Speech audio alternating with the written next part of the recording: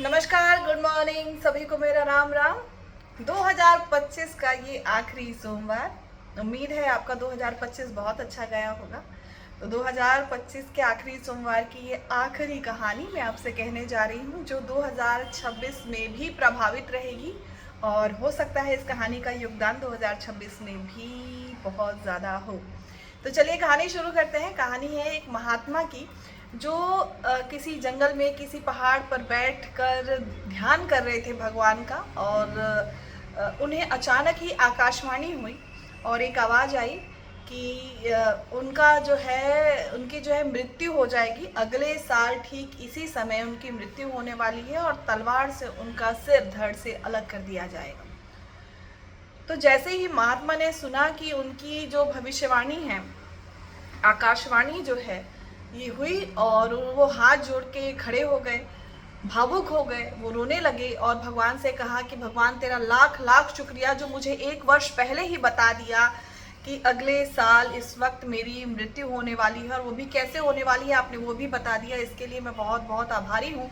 अब मैं ये जान गया हूँ कि अगले साल मेरी मृत्यु होने वाली है, तो मैं अपना 1 सेकंड भी 1 मिनट भी बर्बाद नहीं करना चाहता। मैं ये सारा समय आपको याद करने में, आपका नाम जपने में, अपनी तपस्या में लगा दूंगा।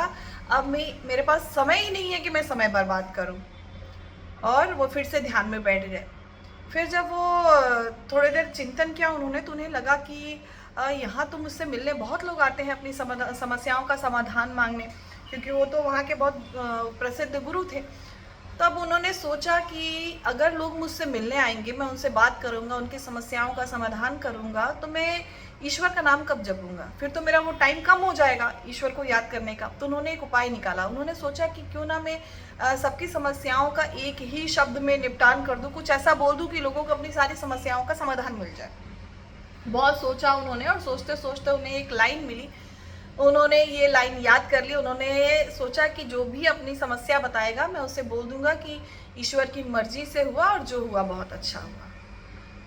तो अब जो भी कोई आता, कितना भी दुखी रहता, वो चाहे कुछ भी कहता कि मेरी फसल बर्बाद हो गई, मैं क्या करूं, तो भी वो यही बोलते कि जो हुआ ईश्वर की मर्जी से हुआ, बहुत अच्छा हुआ। फिर यदि कोई बोलता कि मेरे बच्चे की तबीयत खराब हो गई, तब भी वो यही बोलते कि जो हुआ ईश्वर की मर्जी से हुआ, बहुत अच्छा हुआ।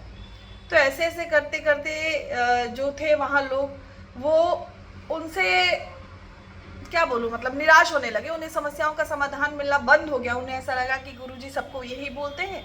लोगों ने आना धीरे धीरे उनके पास आना कम कर दिया।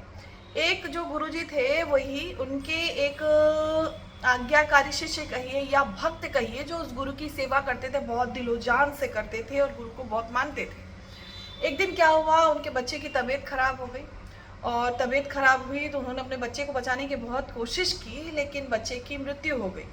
अब वो रोते बिलखते महात्मा के पास आया और उन्होंने कहा कि गुरुजी देखिए ना, मेरे साथ अनर्थ हो गया। मेरा बच्चा बीमार हुआ, इतनी कम आयु में उसकी मृत्यु हो गई, तो मेरे लिए उपाय बताइए महाराज, मैं बहुत परेशान हूँ। उन्होंने कहा कि जो हुआ अच्छा हुआ, ईश्वर की मर्जी से हुआ। जब ये बात उसने सुनी, उसे लगा कि इतने साल वो गुरु की सेवा करना व्यर्थ था। गुस्से में आग बबूला हो गया।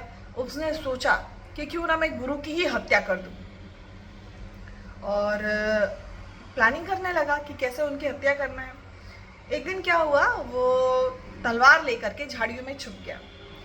उसे लगा कि अब गुरु यहाँ से निकलेंगे ना, तो उनका सिर जो है मैं धड़ से अलग कर दूंगा मैं, और फिर उसके बाद मरते समय उनको बोलूंगा कि जो हुआ अच्छा हुआ, ईश्वर की मर्जी से हुआ।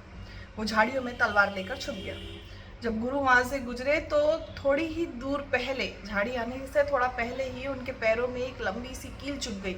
और वो कील इतनी बुरी तरीके से चुभी कि बिल्कुल आर पार हो गई, खून निकलने लगा। वो इतने जोर जोर से चिल्लाने लगे, भगवान जो हुआ अच्छा हुआ, आपकी मर्जी से हुआ।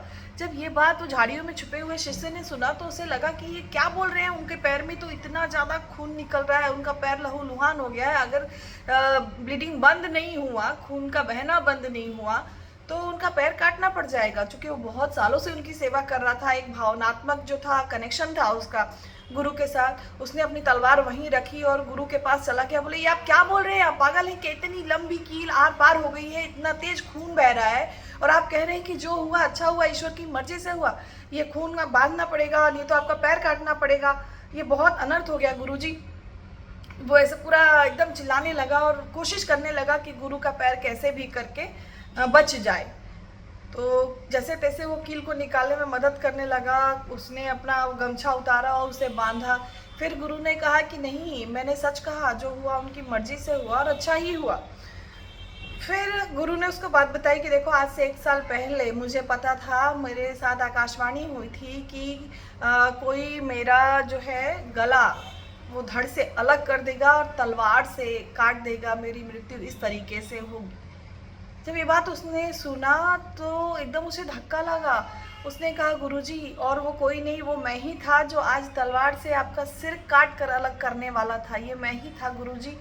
लेकिन आपने, अब मुझे लग रहा है कि सच कहा कि जो हुआ वो बहुत अच्छा हुआ, नहीं तो मेरे हाथों कुछ अनर्थ हो जाता। ये कील का चुभना आपके लिए बहुत अच्छा हुआ। दर्दनाक था लेकिन अच्छा होता है।